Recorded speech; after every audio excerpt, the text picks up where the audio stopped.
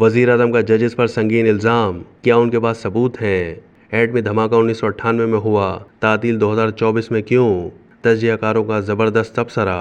Senior तजियाकारों के सामने ये सवाल रखा गया कि क्या शहबाज शरीफ का कुछ जजों पर बानी पीटीआई की नाजायज हिमायत का इल्ज़ाम दुरुस्त है। इसका जवाब देते हुए तजियाकारों ने कहा कि शहबाज शरीफ के पास जजों के खिलाफ सबूत हैं तो उनका केस सुप्रीम जुडिशल काउंसिल भेजें।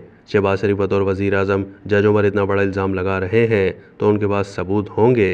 एक और सवाल पर तजियाकारों ने कहा कि नवाज शरीफ और मरीम नवाज अवामी अंदाज में नहीं, ब्यूरोक्रेटिक अंदाज में सियासत करते हैं, उन्हें ये अंदाज छोड़ना होगा। नून लीग की सोच सेंट्रल पंजाब तक महदूद हो गई है। नवाज शरीफ नून लीग को नई जिंदगी देना चाहते हैं तो दीगर सूबों पर भी तवज्जो करना होगी।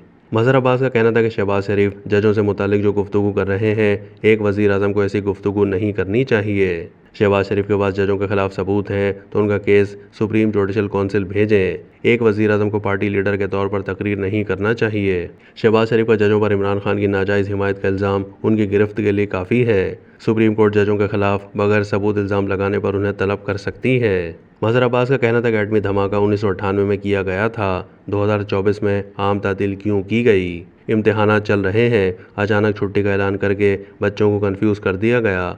हुकूमत को छुट्टी करनी थी तो 1 मई को ही ऐलान कर देती। उमर चीमा ने कहा कि ये ज़रूरी नहीं जजेस किसी को खुश करने के लिए फैसले करते हों, मुमकिन है उनकी नज़र में मेरिट यही हो।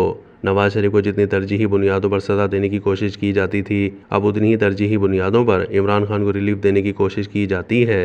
शहबाज शरीफ जो बातें कर रहे हैं उन्हें कोई फ़ायदा होता नज़र नहीं आ रहा। शहबाज शरीफ को तकरीर करना भी नहीं आती है। उमर चीमा का कहना था कि हुकूमत की तरफ से अचानक 28 मई की छुट्टी की मंतक समझ से बालातर है।